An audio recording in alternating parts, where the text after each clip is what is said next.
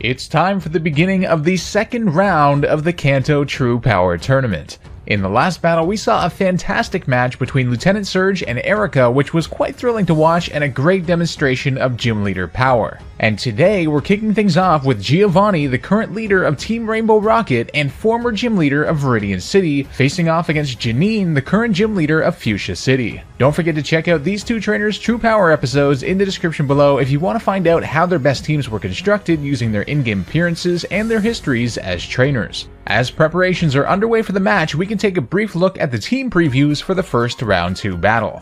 Janine appears to have a really well-rounded team with defensive Pokemon like Weezing and Tentacruel, along with a good mix of physically and specially offensive Pokemon, whereas Giovanni, well, he's pretty much got a massive power, pure offense team. So this is going to be really interesting to see how this plays out.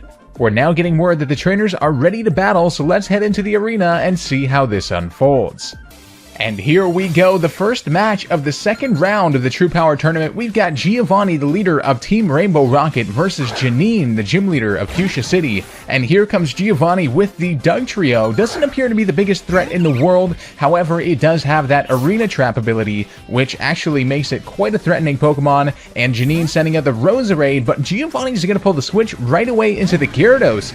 Perhaps trying to find a better way to handle that Roserade, because Roserade, of course, would absolutely destroy that Dugtrio in a 1v1. Roserade setting up the spikes, a very, very good hazard move to start off with. Here comes Roserade with the Sleep Powder, and it connects on the Gyarados. That Gyarados is going to be put to sleep and completely immobile for however many turns, we do not know. However, Janine certainly seems to have the upper hand here. What is she going to do with this Roserade? Leaf Storm coming in. That is going to do a massive amount of damage, even though it's a Gyarados neutral damage. But wow, into the red for that Gyarados. Now, Roserade's special attack is going to be lowered. However, it does have the advantage here. Roserade might just stay in and go for the Sludge Bomb. Sludge Bomb being able to take out the Gyarados. Unbelievable play from the Roserade. You would not expect that from a Pokemon like Roserade, but wow, taking down a massive threat on that Gyarados, because Gyarados, of course, does have Dragon Dance and Moxie, so it could have set up really well. But Giovanni coming in with the Nidoking, and Janine is going to switch right away, getting right out of there into the Weezing, which is surprising because it's not especially defensive Pokemon. However, it should be able to handle this Flamethrower with relative ease, especially after that recovery that's coming in here from the Black Sludge item. Yeah, that did not do much at all. Giovanni's actually going to withdraw from the Nidoking. What is he going to go into? The Mewtwo! Sending out Mewtwo right away to counter this Weezing. Now that, if I've ever seen a counter for Weezing, that's got to be it. Mewtwo has got to be it. Weezing actually going with the Will-O-Wisp.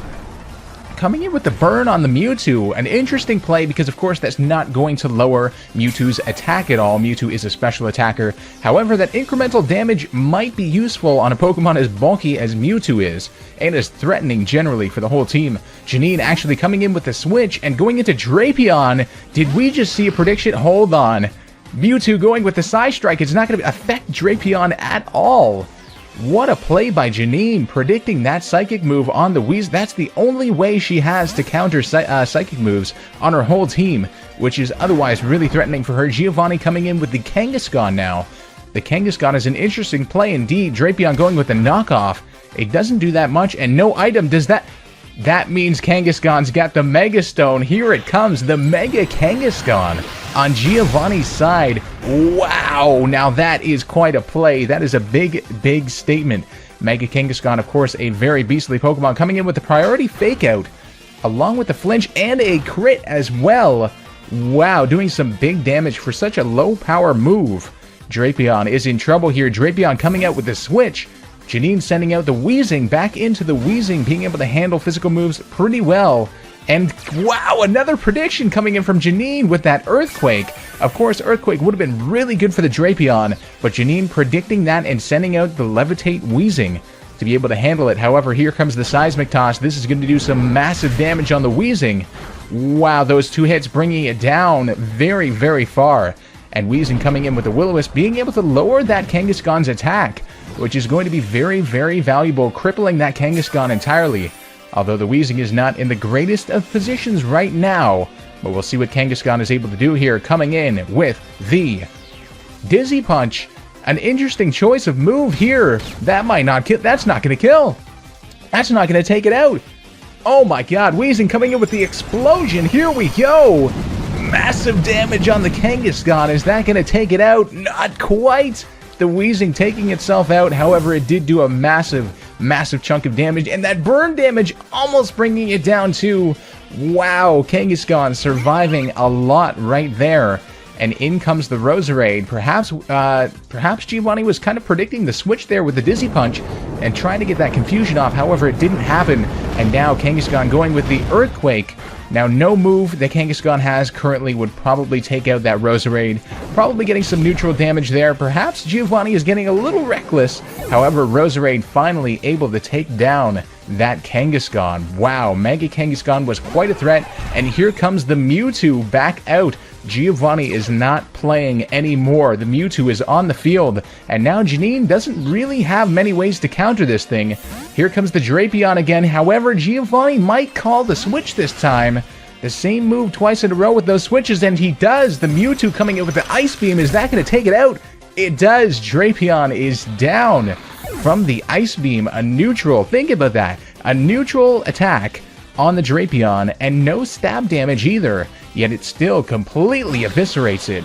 Unbelievable. Crobat coming out now. Mewtwo and Crobat have the same speed stat. However, the Mewtwo breaking the speed tie, coming in with the Psy Strike. That is going to absolute annihilation on the Crobat. One hit KO from the Psy Strike. Now Janine is in a very scary position. This Mewtwo is going absolutely ballistic with Psy Strike. Here comes the Tentacruel. Tentacruel, of course, a very specially defensive Pokemon on Janine's team, balancing out that Weezing. But I don't know. When it comes to Mewtwo with Psy Strike, let's see what happens. Massive damage on the Tentacruel, and it takes it out. Wow, unbelievable. The Tentacruel even goes down. Can this Mewtwo be stopped at all? That burn damage combined with the Life Orb is lowering it down. However, Janine doesn't have much room to work with. Sending out the Roserade. The Roserade is weakened already, and that thing is going to get completely outsped and Psy-Striked probably to death. Oh my god, Roserade is down now too. Mewtwo absolutely sweeping. However, it does have that Life Orb damage and the burn to contend with. And the Mewtwo is down. That is it. Janine actually surviving through the Mewtwo and able to take it down with that residual damage. Giovanni coming in with the Nidoking now, perhaps just hoping to get a good way to cover whatever Janine sends out next, and it is a Venomoth. The Venomoth is the last Pokemon. Now this is not looking too good for Janine at all. Nidoking coming in with the Flamethrower as well. Massive special attack stat and super effective. However, the Venomoth survives, and it looks like it has the Citrus Berry. Wow, Venomoth pulling off a little something here, and the Sleep Powder, and it connects! The Nidoking is actually going to be put to sleep. What is going to happen here? Can Janine possibly start setting up with the Quiver Dance? Let's see. Giovanni actually withdrawing a smart play. You don't want to leave something out there that is incapable of moving while your opponent can possibly set up, and it is going to be the Quiver Dance. Now Venomoth is likely going to outspeed the Garchomp on this turn. However, the question is, can it take it out with some sort of move? Let's see what Venomoth has. It's the Bug Buzz. Bug Buzz coming in from Venomoth against the Garchomp. Is it enough? It doesn't quite look like it. Stone Edge, is it going to miss? No, it goes through. The Venomoth is down. Giovanni emerging the victor of this battle. But wow, that was unbelievable. Janine pulling off some really smart and strategic plays, I would say. I mean, come on, it's got to be in her nature as a ninja. After all, Giovanni just going pure offense, making a little mistake here and there, actually. Janine playing exceptionally well, given the circumstances and given what she was fighting, but Giovanni will be advancing to the quarterfinals. And there we have it, Giovanni taking the battle over Janine with a 3-0 victory to progress to the quarterfinals. If you guys enjoyed this battle and are looking forward to the rest of the tournament, make sure to smash that like button and subscribe with notifications on so you don't miss the next matches. Before we go, I'd like to thank the patrons who are making this tournament possible. If you guys want to help further this series' potential and support it, the link to my Patreon page will be in the description below. That's all for this one. This has been SoulSpectre, and I'll see you guys next time for more True Power.